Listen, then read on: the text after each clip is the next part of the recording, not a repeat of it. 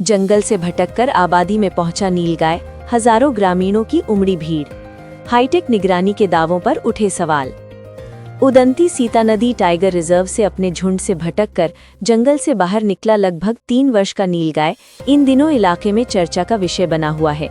जंगल से निकलकर आबादी क्षेत्र में पहुंचे इस नीलगाय को देखने के लिए बच्चों से लेकर बुजुर्गों तक में जबरदस्त उत्सुकता देखी गई और देखते ही देखते जन सैलाब उमड़ पड़ा।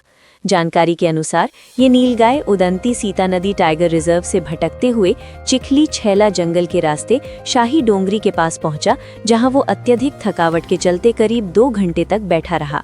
बताया जा रहा है कि नीलगाय जंगल से भटकते हुए करीब 12 से 14 किलोमीटर की दूरी तय कर आबादी क्षेत्र तक पहुंच गया। ग्रामीणों द्वारा जब इसकी सूचना वन विभाग को दी गई, तब विभाग को नीलगाय की लोकेशन की जानकारी मिली। इस घटना ने एक बड़ा सवाल खड़ा कर दिया है।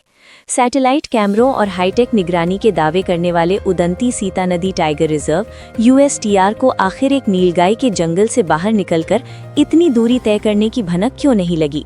ग्रामीणों की सूचना के बाद ही विभाग का सक्रिय होना हाईटेक निगरानी के दावों की पोल खोलता नजर आ रहा है। सूचना मिलते ही सामान्य वन मंडल के अधिकारी, उदंती सीता नदी टाइगर रिजर्व के कर्मचारी और अन्य वनकर्मी मौके पर पहुंचे और नीलगाय को सुरक्षित रेस्क्यू करने की प्रक्रिया शुरू की गई। इसी दौरान नीलगाय अचानक खैरमाल की ओर भागा और वहां स्थित एक चेक डैम में पहुंचकर थकान के कारण बैठ गया तथा पानी पीने लगा। स्थिति को देखते हुए वन विभाग ने माइक से अनाउंसमेंट कर ग्रामीणों को मौके से हटने की अपील की, जिसे ग्रामीणों ने समझदारी से मानते हुए सहयोग किया। कुछ देर बाद नीलगाय फिर से शाही डोंगरी की ओर बढ़ गया, जिसके बाद वनकर्मी उसका ट्रैकिंग अभियान चलाने में जुट गए। खबर लिखे जाने तक वन विभाग की ओर से ये पुष्टि की गई है कि नीलगाय शाही डोंगरी की दिशा में आगे बढ़ चुका है।